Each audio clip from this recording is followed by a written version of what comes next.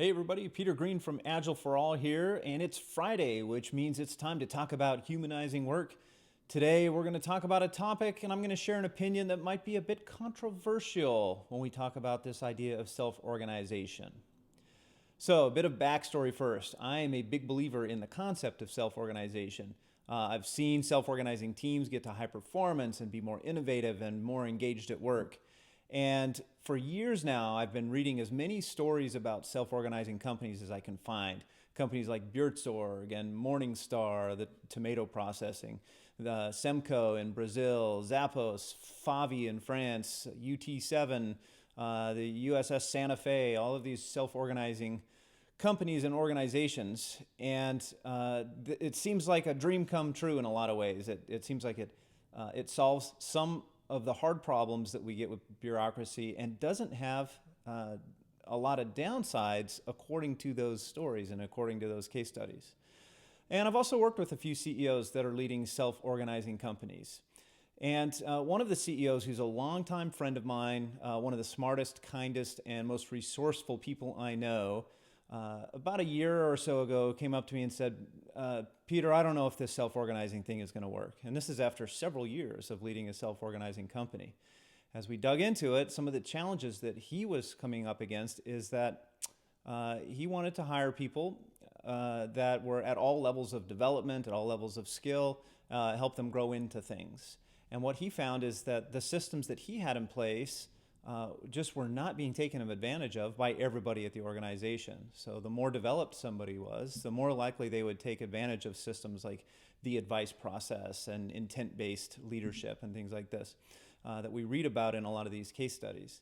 But he said, look, if we can't make self-organizing work for everyone, then can we really say that this is the future of work? Because it's not like 20 years from now, everybody's going to enter the workforce as a fully developed, mature, capable human being, able to deal with conflict and step into their own leadership and power.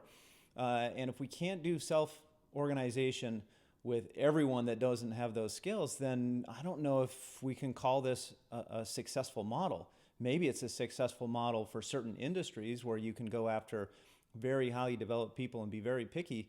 And in his organization, that is not the case. He's manufacturing a product that in some ways is a commodity, although it has some unique value proposition compared to the commodity versions of it. He's hiring people in customer service. He's hiring people to put things in boxes and ship them out. And he says, it's really hard for me to find people that are able to do the types of things I'm asking them to do. So we sat down and we looked at the leadership circle, which is one of our favorite models that describes different levels of awareness and levels of development. And we looked at what the leadership circle calls the reactive tendencies. And there are three main reactive styles, one that's called complying, one that's called protecting, one that's called controlling.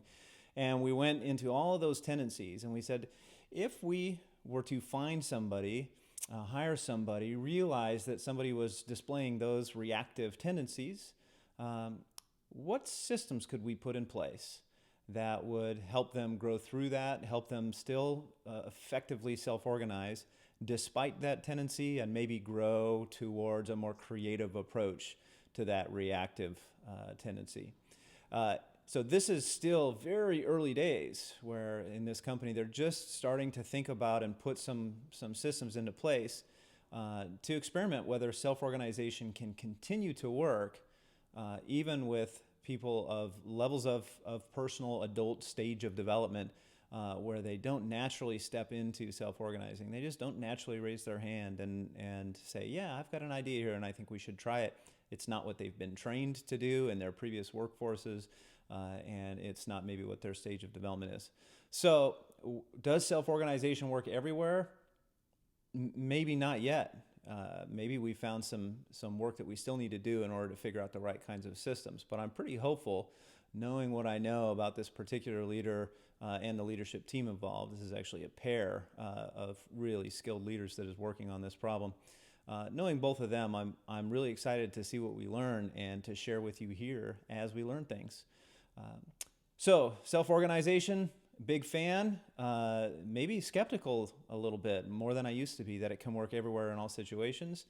But at the same time, a little bit hopeful that we can figure out ways to make it work so that it really could be a way to humanize work for everyone, not just the elite few or the most developed amongst the human race.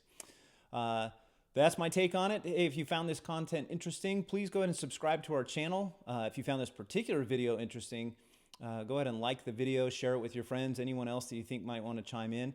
If you yourself are working in a self-organizing company or leading one, we would love to hear from you and hear what challenges you're facing. So please go ahead and comment below if that's your situation. Thanks, everybody, and I'll talk to you soon.